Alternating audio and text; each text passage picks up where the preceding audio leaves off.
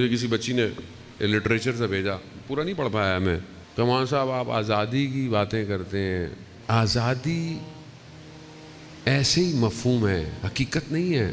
کہا کہ کیسی آزادی؟ کہا میں اپنے بدن میں قید ہوں، اگر فزیکل جو لاز ہیں، میڈیکل لاز ہیں، میں ان کو فالو نہیں کروں تو میں مریض ہو جاؤں گی۔ ہوا کہاں آزاد ہے؟ بہرحال وہ بچی ظاہر ہے آج کل کے معاشرے کے اندر بچے جو پڑھ رہے ہیں ان کے بہت اچھی بات ہے، بچے اگر اچھا سوال کریں اور یہ وہ، اصل آزادی اس بدن کی نہیں ہے جان محترم۔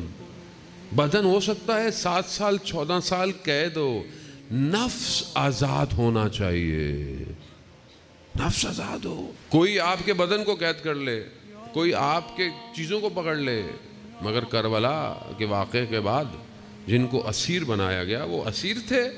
دشمن سمجھا کہ میں ان کو زندان میں لے کے جا رہا ہوں، میں ان کو، مگر وہ قید تھے۔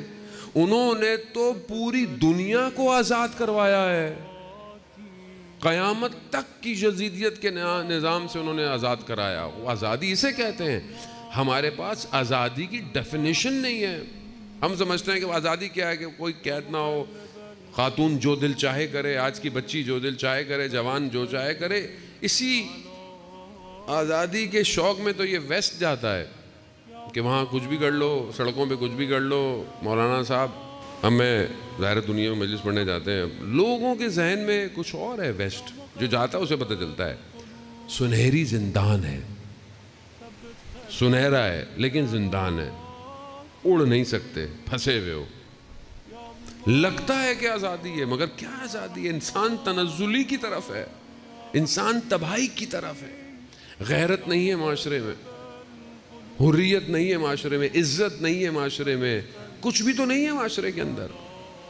ہمیں لگتا ہے کہ بہرحال انسان اگر لخت ہو جائے، لباس سے جو کھول دے تمہاری آزادی ہے، تو پھر تو جانور سب سے زیادہ آزاد ہے دنیا کے اندر۔ اللہ نے اپنے انبیاءوں کو کیوں بھیجا؟ کہ انہیں حقیقی آزادی دے۔ کس سے؟ جہنم کی آتش سے۔ عزیزانو، جہنم کی آتش سے آزادی کے لیے 1,24,000 اتارے اس نے۔ مگر جتنے بھی آئے کسی نے یہ نہیں کہا کہ ہمیں مانو، کہا لا الہ الا اللہ، اللہ کو مانو۔ عزیزان موت، آج ہماری زندگی میں خدا کہاں ہے؟